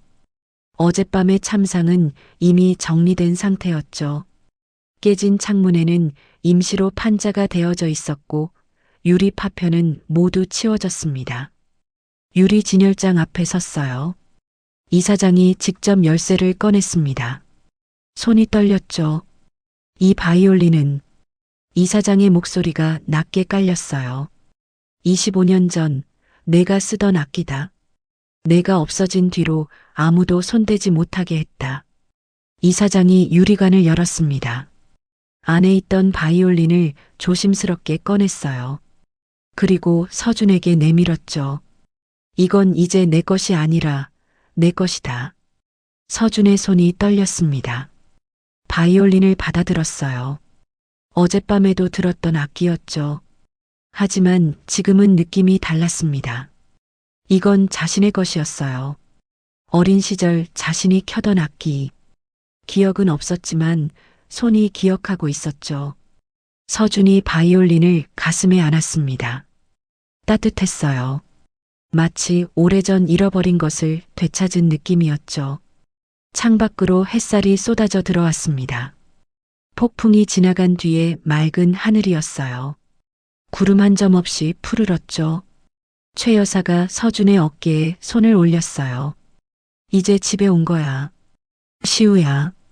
서준의 눈에 눈물이 고였습니다. 시우. 그게 자신의 진짜 이름이었어요. 안시우. 네. 서준의 목소리가 떨렸습니다. 집에 왔습니다. 어머니. 그 말을 하는 순간 가슴에서 무언가 풀리는 느낌이 들었어요. 24년 동안 닫혀있던 문이 열린 것 같았죠. 서준은 웃었습니다. 눈물을 흘리면서 가족들도 함께 웃었어요. 메인홀에 햇살이 가득했습니다. 오랫동안 슬픔만 가득했던 이 방에 드디어 빛이 들어왔죠. 며칠 후 검은 세단 한 대가 낙원상가 뒷골목에 멈췄습니다. 좁은 골목에 어울리지 않는 고급차였죠. 지나가던 사람들이 고개를 돌렸어요. 차에서 세 사람이 내렸습니다. 한태산 이사장, 최윤희 여사, 그리고 서준이었어요. 이사장은 검은 코트를 입고 있었고 최 여사는 단정한 원피스 차림이었죠. 서준이 앞장서서 좁은 계단을 올랐습니다. 익숙한 길이었어요. 수천 번은 오르내렸던 계단이죠. 삐걱거리는 나무 계단 소리가 정겹게 들렸습니다. 김씨 현악기 수리, 낡은 간판이 보였어요. 글씨가 반쯤 벗겨진 그대로였죠. 서준의 가슴이 먹먹해졌습니다. 문을 열자 송진 냄새와 오래된 나무 냄새가 코끝을 스쳤어요. 익숙한 냄새였죠. 집 냄새. 24년간 자신을 키워준 곳의 냄새였습니다. 작업대 앞에 김영감이 앉아 있었어요. 바이올린 줄을 갈고 있었죠. 서준이 보내준 약 덕분에 많이 나아진 모습이었습니다. 하지만 여전히 야위었어요. 문이 열리는 소리에 김영감이 고개를 들었습니다. 서준을 보고 얼굴이 환해졌어요. 하지만 뒤따라 들어오는 사람들을 보고 표정이 굳었죠. 서준아, 이분들은. 서준이 김영감에게 다가갔습니다. 무릎을 꿇고 앉았어요. 노인의 손을 잡았죠. 아버지, 말씀드릴 게 있어요. 서준의 목소리가 떨렸습니다. 저 친부모님을 찾았어요. 김영감의 눈이 커졌어요. 손이 미세하게 떨렸습니다. 서준의 얼굴을 한참 바라봤죠. 그래. 그랬구나. 김영감의 목소리는 담담했어요. 하지만 눈가가 붉어졌죠. 이사장이 앞으로 나왔습니다. 그리고 김영감 앞에 무릎을 꿇었어요. 고급 코트가 먼지 쌓인 바닥에 닿았지만 신경 쓰지 않았죠. 어르신, 이사장의 목소리가 갈라졌습니다. 제 아들을, 그 귀한 생명을 살려주시고 지켜주셔서 감사합니다. 이사장이 바닥에 이마를 대고 큰 절을 올렸어요. 한 번, 두 번, 세 번. 최 여사도 옆에서 무릎을 꿇고 절을 했죠. 눈물이 흘렀습니다. 김영감은 당황했어요. 손을 내저었죠. 아니, 이러지 마세요. 일어나세요. 하지만 이사장은 일어나지 않았습니다. 24년간 제가 해야 할 일을 대신 해주셨습니다. 이 은혜를 어떻게 갚아야 할지 모르겠습니다. 김영감의 눈에서 눈물이 흘러내렸어요. 주름진 뺨을 타고 떨어졌죠. 서준의 손을 꼭 잡았습니다. 이 아이가 행복하면 됐어요. 그것만으로 충분합니다. 네 사람이 골목 어귀의 작은 순댓국집에 앉았습니다. 허름한 식당이었어요. 플라스틱 의자, 스테인리스 젓가락, 벽에 붙은 누런 메뉴판. 이사장 부부에게는 처음 와보는 세계였죠. 하지만 이사장은 개의치 않았어요. 김영감 맞은편에 앉았습니다. 김이 모락모락 피어오르는 순댓국이 네 그릇 놓였죠. 김영감이 숟가락을 들었다 내려놓았어요. 식욕이 없는 것 같았죠. 서준을 바라보는 눈빛이 복잡했습니다. 서준아. 김영감이 입을 열었어요. 이제 제 짝을 찾았으니 나는 빠지는 게 맞겠구나. 서준의 숟가락이 멈췄습니다. 무슨 말씀이세요, 아버지? 넌 이제 저댁 아들이야. 나 같은 늙은이한테 매여 있을 필요 없어. 김영감의 목소리가 떨렸어요. 애써 담담하게 말하려 했지만 숨길 수 없었죠. 서준이 자리에서 일어났습니다. 김영감 옆으로 가서 앉았어요. 노인의 손을 잡았죠. 그리고 이사장의 손도 잡았습니다. 두 아버지의 손을 포개어 잡았어요. 아버지. 서준의 목소리가 단호했습니다. 저에게는 낳아주신 아버지도 길러주신 아버지도 모두 부모님이에요. 두 분 다 제 가족이에요. 서준의 눈에 눈물이 고였어요. 저버리지 마세요. 아버지 없이는 제가 여기까지 올 수 없었어요. 바이올린도 악기 고치는 것도 모든 게 아버지가 가르쳐 주신 거잖아요. 김영감의 입술이 떨렸습니다. 참았던 눈물이 흘러내렸어요. 이사장이 김영감을 바라봤습니다. 그리고 고개를 숙였어요. 어르신, 부탁이 있습니다. 김영감이 고개를 들었죠. 저희 집에 함께 사시면 안 되겠습니까? 한성 아트센터 명예 고문으로 모시고 싶습니다. 평생 예우하겠습니다. 김영감의 눈이 커졌어요. 손사래를 쳤죠. 아니, 그건 제가 어떻게... 최 여사가 김영감의 손을 잡았습니다. 어르신 덕분에 제 아들이 살았어요. 어르신도 이제 저희 가족이에요. 제발 허락해 주세요. 김영감은 한참을 말이 없었어요. 세 사람의 얼굴을 번갈아 봤죠. 서준의 간절한 눈빛, 이사장의 진심 어린 표정, 최 여사의 따뜻한 미소. 김영감의 눈에서 또 눈물이 흘렀습니다. 고개를 끄덕였어요. 그래. 그러마. 서준이 김영감을 안았습니다. 야윈 어깨가 손에 잡혔어요. 이분이 자신을 키워주셨죠. 24년간 아무 데가 없이 순댓국 김이 식탁 위로 피어올랐습니다. 네 사람은 한참을 말없이 앉아 있었어요. 눈물을 훔치며. 하지만 모두 웃고 있었죠. 한성 아트센터가 분주했습니다. 재개관 기념 특별 공연을 앞두고 있었어요. 공연장 입구에는 대형 현수막이 걸려 있었죠. 한시우 바이올린 데뷔 리사이틀. 25년 만에 돌아온 아들의 첫 무대였습니다. 언론에서 대서특필했어요. 재벌가의 잃어버린 아들, 25년 만에 귀한, 기적의 재회, 바이올린으로 가족을 찾다. 기사가 쏟아졌죠. 무대 위에서 리허설이 진행되고 있었습니다. 서준이 바이올린을 들고 서 있었어요. 검은 턱시도 차림이었죠. 25년간 유리관 속에 잠들어 있던 바이올린이 그의 손에 들려 있었습니다.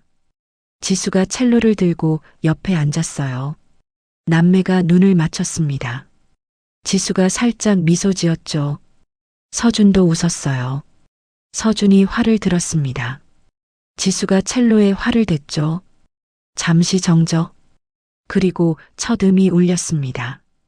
바이올린의 맑은 선율이 공연장을 가득 채웠어요. 지수의 첼로가 중후하게 받쳐줬죠. 완벽한 하모니였습니다. 객석에서 스태프들이 리허설을 지켜보고 있었어요. 누군가 숨을 죽였습니다. 음악이 너무 아름다웠거든요. 연주가 끝나자 박수 소리가 터져 나왔어요. 스태프들이 모두 일어나 박수를 쳤죠. 서준이 어색하게 고개를 숙였습니다. 지수가 서준의 팔을 툭 쳤어요. 오빠, 이제 긴장하지 마. 본 무대에서도 이렇게만 하면 돼. 서준이 쓴웃음을 지었습니다. 왼쪽 귓불이 살짝 붉어져 있었죠. 여전히 긴장하고 있었어요. 공연 당일 저녁이었습니다. 대기실에서 서준이 거울 앞에 서 있었어요. 검은 턱시도가 몸에 딱 맞았죠. 하지만 손이 떨렸습니다. 거울에 비친 자신의 왼쪽 귓불이 붉게 달아올라 있었어요. 긴장의 신호였죠. 서준은 깊은 숨을 내쉬었습니다. 똑똑. 노크 소리가 들렸어요. 문이 열리고 최 여사가 들어왔습니다. 은색 드레스를 입고 있었죠. 진주 귀걸이가 조명을 받아 빛났습니다. 긴장되니? 최 여사가 부드럽게 물었어요. 서준이 고개를 끄덕였습니다. 조금요. 최 여사가 다가왔어요. 서준의 옷깃을 정리해줬습니다. 나비 넥타이가 살짝 비뚤어져 있었거든요. 손길이 따뜻했죠. 떨지 마라. 최 여사의 목소리가 부드러웠어요. 내 연주는 이미 엄마 마음을 고쳤단다. 그것만으로도 충분해. 서준의 눈시울이 붉어졌습니다. 최 여사가 주머니에서 뭔가를 꺼냈어요. 작은 천주머니였죠. 이거 가져가렴. 서준이 받아들었습니다. 안에 송진 가루가 들어있었어요. 낡고 오래된 송진이었죠. 이건 내가 어릴 때 쓰던 거야. 25년간 보관하고 있었어. 서준의 손이 떨렸습니다. 이 작은 송진 주머니를 25년간 간직하고 있었다니. 얼마나 그리웠으면. 서준이 주머니를 가슴 포켓에 넣었어요. 심장 바로 위였죠. 최 여사가 그 모습을 보며 미소 지었습니다. 이제 나가볼까? 서준이 고개를 끄덕였어요. 최 여사가 먼저 문을 열고 나갔습니다. 서준이 거울을 한 번 더 봤어요. 깊은 숨을 내쉬었죠. 할 수 있어. 서준이 나지막이 중얼거렸습니다. 그리고 대기실을 나섰어요. 공연장 객석이 가득 찼습니다. 2,000석 규모의 대공연장이었어요. 모든 좌석이 매진됐죠. 기자들의 카메라 플래시가 번쩍였습니다. VIP석 중앙에 4사람이 나란히 앉아 있었어요. 한태산 이사장, 최윤희 여사, 그리고 말끔한 양복을 입은 김영감. 그 옆에는 빈자리가 하나 있었죠. 지수의 자리였습니다. 지수는 무대 위에서 서준과 함께 연주할 예정이었어요. 김영감은 어색해했습니다. 이런 자리는 처음이었거든요. 하지만 이사장이 그의 손을 잡아줬어요. 괜찮다는 듯이. 조명이 어두워졌습니다. 객석이 조용해졌어요. 무대 위에 스포트라이트가 켜졌죠. 서준이 등장했습니다. 검은 턱시도, 손에 든 바이올린. 객석에서 박수가 터져 나왔어요. 서준이 깊이 인사했습니다. 지수가 첼로를 들고 옆자리에 앉았어요. 뒤에는 오케스트라가 자리 잡고 있었죠. 서준이 마이크 앞에 섰습니다.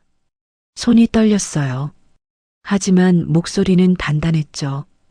이 곡을 저를 세상에 있게 해주신 두 분의 어머니와 두 분의 아버지께 바칩니다. 객석이 술렁였어요. 두 분의 아버지? 기자들의 펜이 빠르게 움직였죠. 서준의 시선이 VIP석으로 향했습니다. 이사장 부부와 김영감이 보였어요. 세 사람 모두 눈가가 붉어져 있었죠. 서준이 바이올린을 들어 올렸습니다. 턱 아래에 괴었어요. 화를 현해댔죠. 잠시 정적. 그리고 첫 음이 울렸습니다.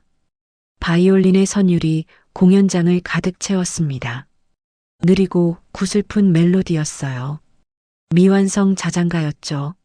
하지만 이번에는 달랐습니다. 곡이 끊기지 않았어요. 미완성이었던 부분에 새로운 멜로디가 이어졌죠.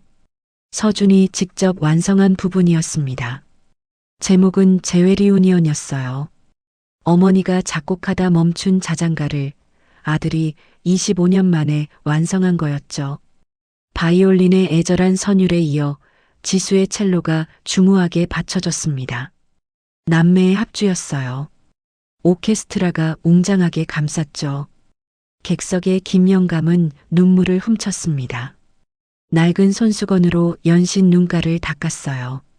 자신이 키운 아이가 저렇게 빛나고 있었죠. 이사장은 벅찬 표정으로 아들을 바라봤습니다. 주먹을 꽉 쥐고 있었어요. 입술을 깨물어야 했죠. 울음이 터질 것 같았거든요. 최 여사는 눈물을 흘리며 미소 지었습니다. 25년 전 미완성으로 남겨둔 곡이 드디어 완성됐어요. 아들의 손으로 음악이 클라이맥스로 치달았습니다. 바이올린이 고음으로 올라갔어요. 지수의 첼로가 힘차게 받쳤죠. 오케스트라가 폭발적으로 터져나왔습니다. 그리고 서서히 잦아들었어요. 부드럽고 평화롭게 마지막 음이 길게 울렸습니다. 여운이 공연장 전체를 감쌌죠. 정적? 그리고 박수가 터져나왔습니다. 우레와 같은 기립박수였어요. 2,000명의 관객이 모두 일어섰죠. 환호성이 울렸습니다. 서준이 고개를 숙여 인사했어요. 눈에 눈물이 고여 있었죠. 지수가 옆에서 오빠의 손을 잡았습니다. 남매가 함께 인사했어요. VIP석에서 김영감이 일어섰습니다. 박수를 치며 눈물을 흘렸어요. 이사장 부부도 일어나 박수를 쳤죠. 무대 위에 서준과 객석의 가족들. 눈이 마주쳤습니다. 말이 필요 없었어요. 모든 것이 음악으로 전해졌으니까요. 따뜻한 봄날이었습니다. 저택 정원의 가든 파티가 열리고 있었어요. 장미가 만개했고 은은한 꽃향기가 바람에 실려왔죠. 정원 곳곳에 하얀 테이블이 놓여 있었습니다. 샴페인 잔이 햇살을 받아 반짝였어요. 웃음소리가 퍼져나갔죠. 서준은 이제 유명한 바이올리니스트가 되어 있었습니다. 해외 공연 일정이 빼곡했어요. 하지만 오늘은 가족과 함께였죠. 정원 한가운데서 사진을 찍고 있었어요. 서준, 지수, 한태산 이사장, 최윤희 여사, 그리고 김영감. 5명이 나란히 서 있었습니다. 사진작가가 카메라를 들었어요. 자, 웃으세요. 5명이 환하게 웃었습니다. 찰칵. 셔터 소리가 울렸어요. 서준이 김영감의 어깨를 감싸 안았습니다. 노인은 이제 건강을 되찾았어요. 수술도 잘 끝났고 저택에서 편안하게 지내고 있었죠. 아버지, 다음 달에 파리 공연 같이 가실래요? 서준이 물었어요. 김영감이 손사래를 쳤습니다. 아이고, 나 같은 늙은이가 무슨. 아버지 없이는 안 갈 거예요. 서준이 고집을 부렸죠. 김영감의 눈가에 주름이 졌어요. 웃고 있었습니다. 최 여사가 다가왔어요. 트레이에 음료를 들고 있었죠. 아버님, 음료 드세요. 최 여사는 김 영감을 아버님이라고 불렀습니다. 처음엔 어색했지만 이제는 자연스러웠어요. 두 가족이 하나가 된 거였죠. 지수가 서준 옆으로 왔어요. 팔짱을 끼웠죠. 오빠, 다음에 듀엣 앨범 내자. 듀엣? 응. 쌍둥이 남매 듀엣. 대박 날걸? 서준이 웃었습니다. 지수도 웃었죠. 이사장이 다가와 두 자녀의 어깨를 감싸 안았어요. 좋은 생각이구나. 이사장의 목소리는 따뜻했습니다. 예전의 차갑고 권위적인 모습은 온데간데 없었죠. 아들을 되찾은 뒤로 많이 변했어요. 정원에 봄바람이 불었습니다. 장미 꽃잎이 흩날렸어요. 5명이 정원 벤치에 나란히 앉았습니다. 서준이 하늘을 올려다봤어요. 구름 한 점 없이 맑았죠. 1년 전 그 폭풍 후 치던 밤이 떠올랐습니다. 그 밤이 아니었다면 이 모든 게 시작되지 않았겠죠. 서준의 손이 가슴 포켓으로 향했어요. 그 안에는 여전히 낡은 송진 주머니가 들어 있었습니다.